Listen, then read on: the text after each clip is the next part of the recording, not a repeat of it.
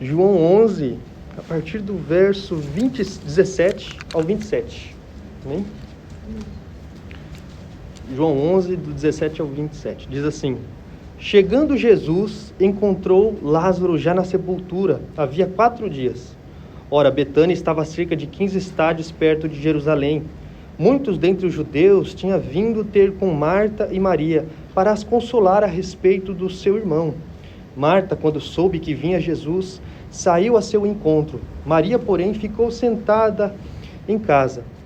Disse, pois, Marta a Jesus: Senhor, se estiveras aqui, não teria morrido meu irmão.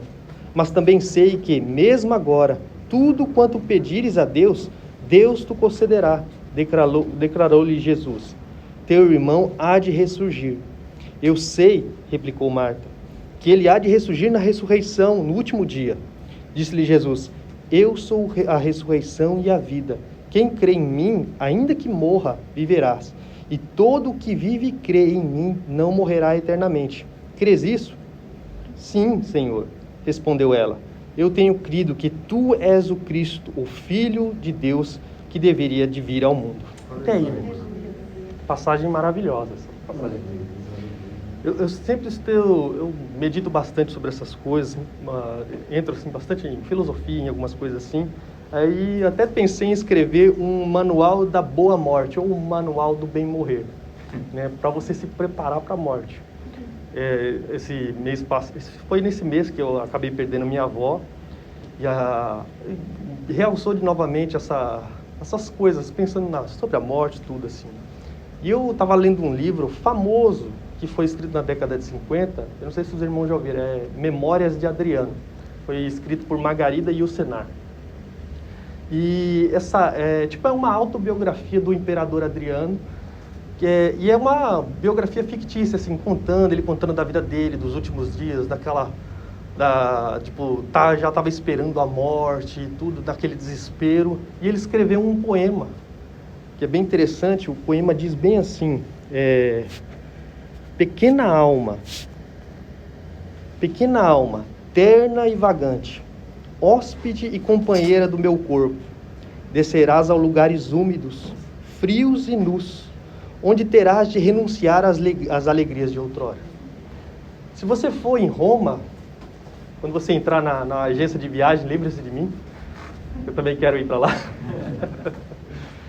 Se eu for lá em Roma, lá tem um castelo de San Angelo. Lá foi casa de vários papas e tal, só que ele foi construído em cima do mausoléu de Adriano. E tem uma câmara lá que você vai entrar, assim, de fato ela é bem úmida, sabe, não tem muito nada assim, tem uma plaquinha lá em latim, escrito Anima, Vangula,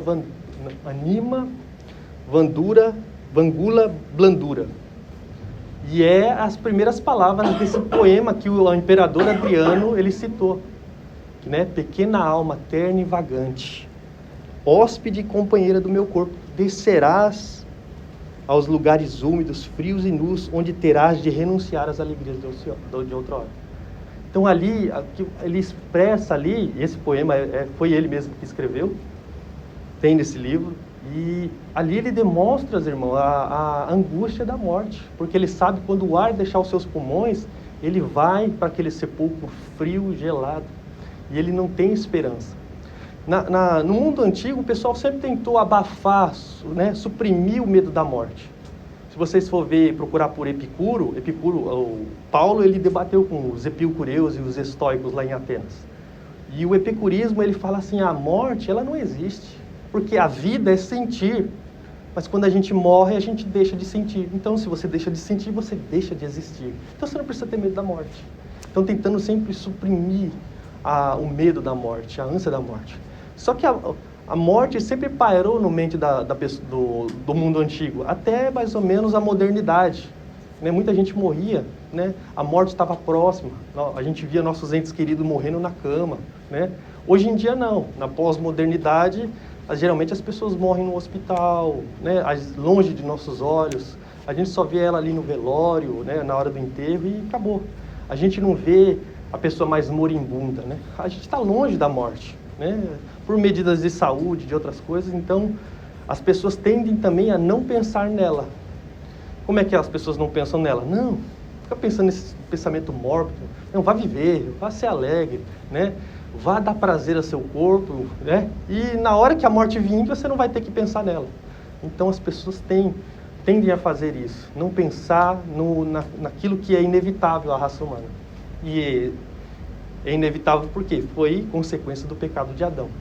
Só que a Bíblia fala que é melhor vocês ir numa casa que tem luto do que numa casa que tem festa. Porque ali você medita na efemeridade da vida, como a vida é ínfima, é pequena, ela é passageira, ela passa rápido. E eu acho interessante, até lá em 2 Reis 20, vocês lembram lá de Ezequiel? É Ezequiel, o rei Ezequiel, né, pastor? Que Isaías vai lá e fala, ó, essa enfermidade... Ezequias, eu estou com Ezequiel na cabeça. Ezequias vai lá assim e fala, ó, essa enfermidade é para a morte, põe a sua casa em ordem, porque essa enfermidade é para a morte. Então, quando a gente pensa, a gente sabe que a gente vai morrer, a gente se prepara. A gente, né, tem até um versículo na Bíblia que fala assim, ó, prepara-te, ó Israel, para te encontrar com teu Deus. A gente tem que se preparar. Por isso que eu estava pensando em fazer esse manual da boa morte. Como você se preparar para chegar naquele dia. Porque as pessoas não se preparam. As pessoas estão vivendo, elas hoje em dia nem sabem que estão condenadas ao inferno ou condenadas por causa do pecado de Adão. Né? Minha avó viveu a vida toda dela e ela nunca sequer entrou numa igreja. Então você fala, poxa, a gente está aqui, o evangelho está aí, que nem o sol, né, para todos, só que muitas pessoas ainda estão cegas, elas estão com o ouvido surdo. E a gente precisa levar o evangelho para que essas pessoas despertem desse sono, sejam curadas dessa cegueira. E como Jesus dizia aqui, ó, quem crê em mim, ainda que morra, viverás. Nós temos uma esperança, nós temos um gozo tão profundo que a gente sabe que a morte não é o fim da vida, a morte só é a porta para a gente chegar em casa. Eu sempre falo daquele livro O Peregrino, que é fantástico, é a peregrinação do peregrino até a cidade celestial. E o último local que ele tem que da jornada é o rio da morte. E ele tem que atravessar ali, e ele entra em desespero, porque é uma coisa terrível. Só que os anjos vão ali e dão forças para ele atravessar, para ele chegar na cidade celestial. Todos nós passaríamos por lá.